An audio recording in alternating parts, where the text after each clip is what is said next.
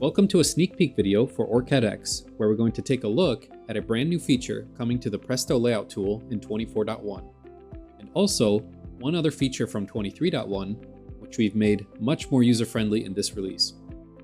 First feature we're going to look at is the new Cut Traces command, found in the same command group as Slide.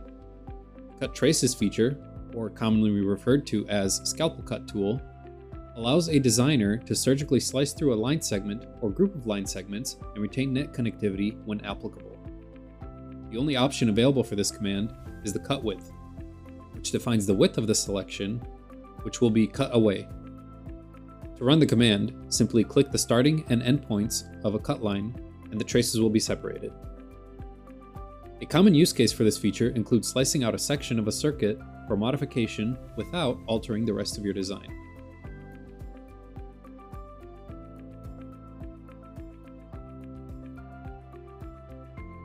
The second feature we'll be previewing is the ability to split via stacks while using the slide command. While this has been available in the 23.1 release, with customizable right mouse button menus, it is much more user-friendly. To enable, go to the Edit, Preferences menu, select Shortcuts, then go to the Commands tab and enable Split Stack in the right mouse button menu for the slide command.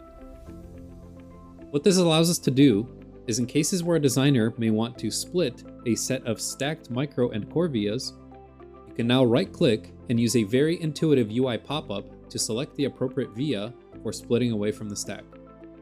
You can then also easily view the change in the 3D canvas. That's all for this sneak peek into our 24.1 release.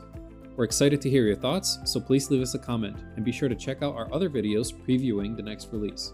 Thanks for watching!